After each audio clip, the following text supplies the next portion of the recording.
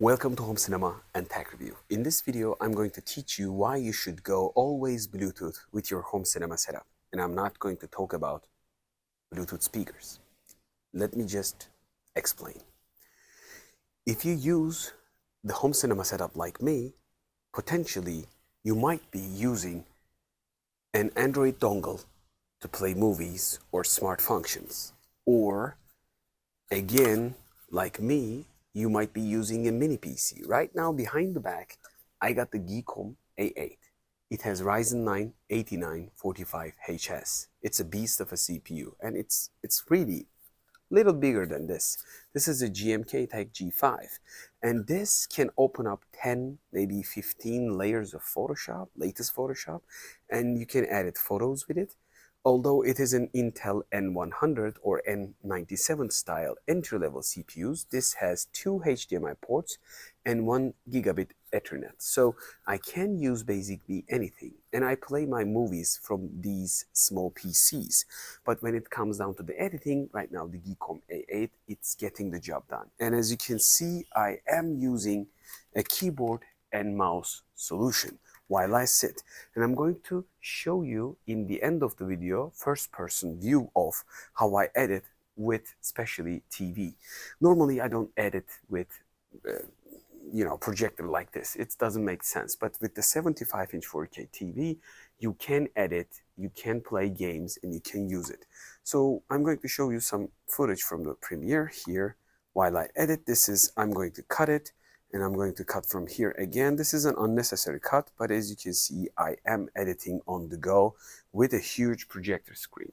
So why am I talking about Bluetooth then? So let me open up again the channel. If you haven't subscribed to Home Cinema and Tech Review yet, you must, and you must like the videos. So Bluetooth is a main point where you can connect anything, right? Because majority of the small PCs like this have Bluetooth 5 or even 6, and also Wi-Fi 5 and 6, so you can connect them wirelessly anything. If you have a Bluetooth keyboard and mouse setup, you got like three main advantages. First, versatility. You can connect anything. And if you use mini PCs or Android dongles, let me just show this again. You might be using a Xiaomi box, Mi box, or you might be using a Google Chromecast 4K TV or Amazon Fire Stick. I don't care what you use, but if you use something smart, most of them don't have holes to connect anything. Even if you use add-on cable, you're going to have only one USB slot, and that'll be probably for your hard drive or thumb drive to play movies.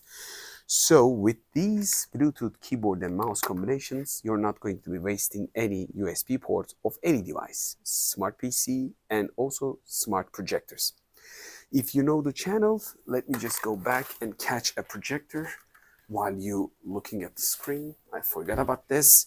This is one small portable projector, and it is Bintech U80 Max. It's a portable one, but as you can see at the back, it has only one USB port. So if you got a smart projector like this, you can watch the review. This is a 4K gaming playback capable Android licensed portable projector. It's an Android projector. So when you want to use Google Chrome for browsing, or when you open up your email account from Gmail, and when you want to write something, the keyboard and the mouse is the perfect combination. It's not going to be your handheld small keyboard unless you want to feel like Raspberry Pi or, sorry, the BlackBerry.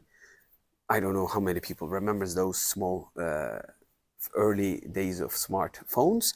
So basically, you can connect Bluetooth devices to any smart device.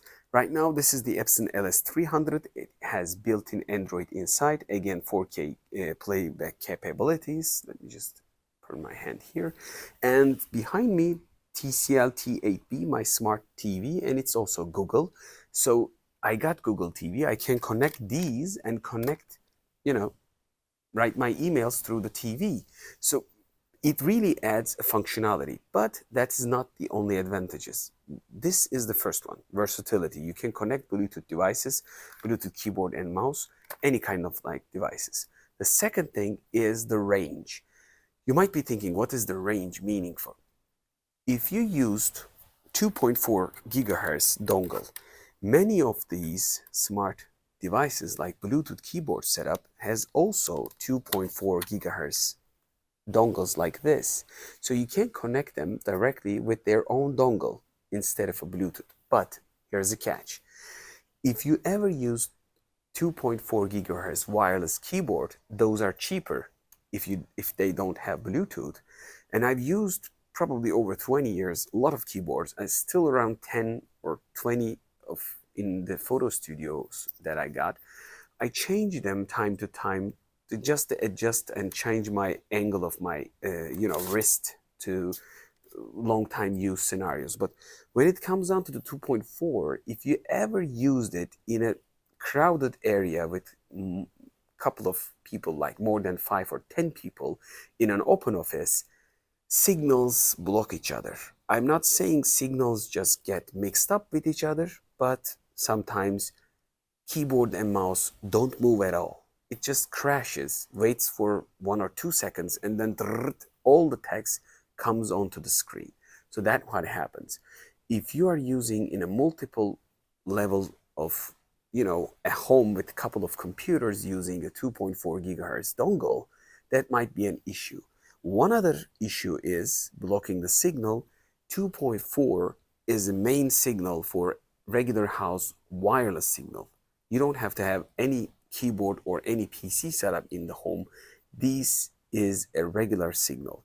One other problem of this, if you're going to connect it, majority of times, the ports are at the back. For example, this LS300 Epson projector has a USB port at the back, and it has only 1 or 2 ports. So if you're going to connect a hard drive, you don't want to lose a port to connect device. And for a dongle, you don't have any port at all. And for a TV, let me just give you an example. The bigger the TV, bigger the problem.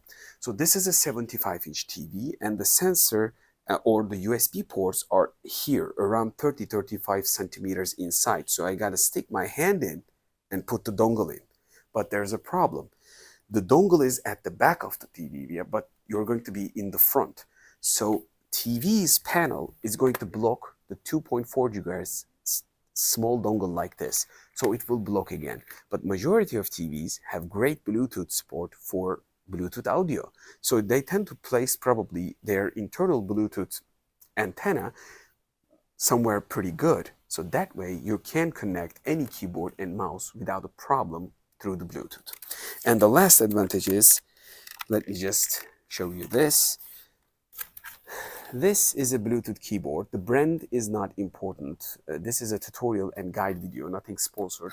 So I bought it from a Blue Force brand. I don't know if it's available in your country, but take a look at this. This is Bluetooth 1, this is Bluetooth 2, and this is 2.4 gigahertz dongle setup. So you can match many of the Bluetooth devices with couple of devices, and you can switch between.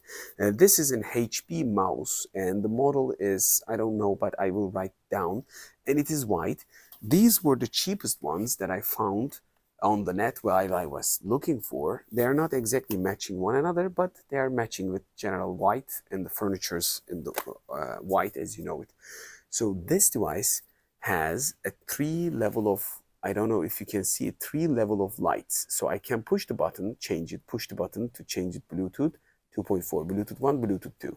So this is also matching multiple devices. What that means, you can match it with the TV, and you can match it with your laptop, MacBook, laptop, mini PC like me. So this is very versatile. Again, adding another step.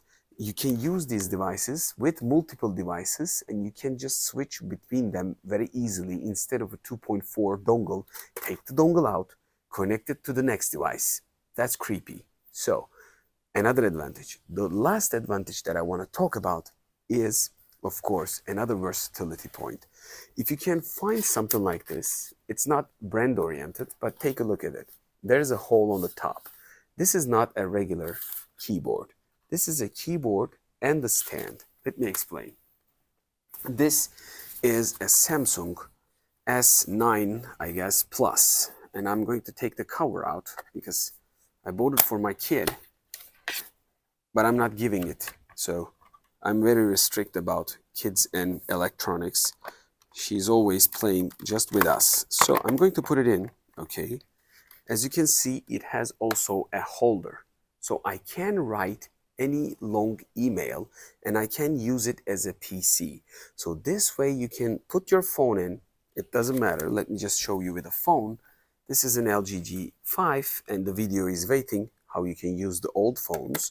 And as you can see, the phone is in the middle. So that way you can connect it through the Bluetooth, both for your mouse and the keyboard setup. You can write long emails, you can manage everything. And if you connect these devices through the Type-C to HDMI connection for smart Samsung smartphones has like DeX mode. Even though the LG doesn't have a DeX mode, it is an old phone, but it is still has HDMI output. So you can connect HDMI output, connect this device through the Bluetooth, and you can convert it in many ways that you probably haven't even imagined. So I gave you 3 or 4 steps that you can use Bluetooth keyboard setups. Always go Bluetooth. You're not going to be blocking by the other 2.4 or 5 gigahertz signals at wireless at home. You're not going to be blocked with many keyboards out there in the same house. And you're going to have better connection than 2.4 because the dongles and receivers are better when it comes down to the Bluetooth, and it really sticks and grabs like a, silicone base glow, and it never slips the connection. Think about it, like majority of smartphones are using Bluetooth for audio, and how often do you lose the connection between your earbuds and your smartphone? That is that good, and you don't want to mess up with it. And last thing, you can connect it to TVs, tablets, smartphones, Android, definitely projectors when it comes down to the smart stuff. So you can connect anything. And you're going to be probably able to connect multiple devices just with one keyboard and mouse setup. So if you learn anything from this video, this is just a guide. This is just a tip for you if you're going to use it. Reason that I'm mentioning this, I believe the future for one of the home cinema setups is the mini PCs, and not just for home cinema, but entertainment too, because this is the Geekom A8. Let me just go down.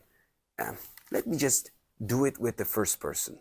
This section is over, and you're going to watch how I see the things for the first person view, and I'm going to talk just a little bit about everything, sum it up, and finish the video. But again, in front of the camera, I would like to repeat it as always. If you learn anything, just subscribe to the channel. Don't forget to subscribe and like the channel, because majority of people, 70-75%, is just brand new users or viewers. If you subscribe to the channel, that'll support the channel, and that'll increase the possibility for me to get more sponsors to create more tutorials like this. If you learn anything, just subscribe. You can watch the video reviews for mini PCs in the channel. I made probably external eGPUs for gaming and also editing. I made dedicated mini PC reviews just for performance and everything I talk about it. So I hope to see you in the next video. Until the next video, hoşça kalın from Turkey, and bye. I will be leaving you with the first person view. Hoşça kalın.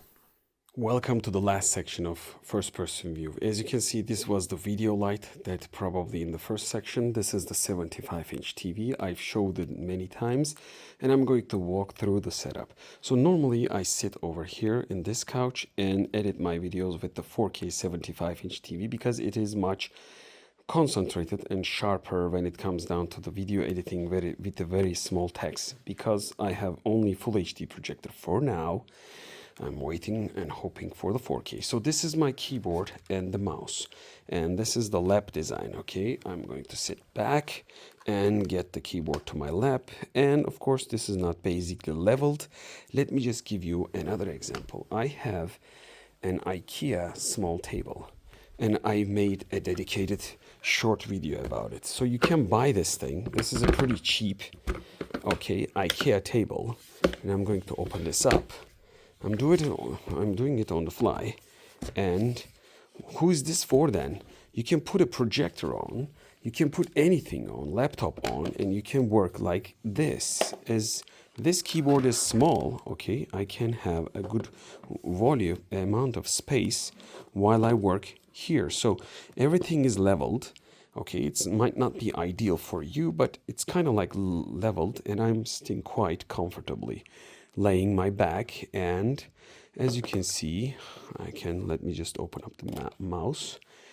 So I don't want this video to be too long, but this is the way that I'm really in front of. So let's go here, go to the 8K paradise. I most of the time show the videos, and mind-blowing 12K HDR video.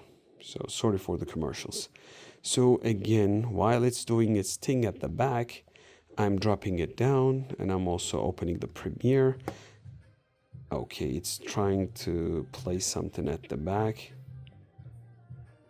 Yeah, again, I'm going to close the audio, and here it is. So since this is a Ryzen 9 8945HS, it won't be a problem playing 4K video at the back. While it's doing its thing, as you can see, I can edit and play back my other videos while I'm on the go. As you can see, there is another video waiting in the line for editing. Normally, like I told you, there are very little texts on the screen, and this screen is pretty big. I can edit if it was a 4K projector, but when it's a full HD, I would prefer watching videos and playing games. So I can read these texts, but when it comes down to the smaller text areas, I would, at least want a 4K projector. Without further ado, let's go 4K, and this is what I see right in front of me. Of course, the connection, wireless connection, might not be great for 4K. Time to time, internet just gets slowed down. Let's go to 2K. Sorry for that. I'd like to go a little bit forward. Because I got the Xbox right here, and the TV and the projector, sometimes everything connects in the same time, and the connection gets slow. Maybe not enough. And at the back, I guess the Steam Deck was working. Let me just check. Steam is doing anything. Maybe it's downloading. So I can play games also. Let me just go here, and I want to hit the big picture mode. This is the big picture mode if you don't know it. If you have a dedicated gamepad, this really feels like a gaming console, and this is about that. So these are the games, some of the games that are installed to the system. And if I close the side lights, where it's coming from here, the picture is amazing. By the way, you might be seeing some stuff is not contrasted enough, like the mid blacks. It's all about, this camera is right now auto exposure, and it's trying to boost up the darks, but it's way more contrasted than you see. So don't focus on this area. It will look like the bouncing back light like this. I'm seeing pretty much TV level of picture. For that, you got to go back and check my other videos. If you learn anything, I want to repeat again, while it's playing here like this, is a great way to watch anything. Don't forget to like the Home Cinema and Tech Review channel. Your likes and subscribes very important for supporting the videos, and try to watch the videos because I have lots of tutorials and guides that explain a lot of stuff that other channels are not mentioning. I'm more of a tutorial and educational guy. So I review stuff, but I also want to teach a lot of stuff that is useful for home cinema equipment, so you can make the right choice, because along the way I spend a lot of money and I have to spend time, but you don't have to do the same thing. And I wish I could help people out. And if you know anything, if you can help by, asking a question for potential guide video, just write at the comment section. Your comments are pretty much important. Majority of content are created with your questions. So I hope to see you in the next video, Home Cinema and Tech Review. Bye.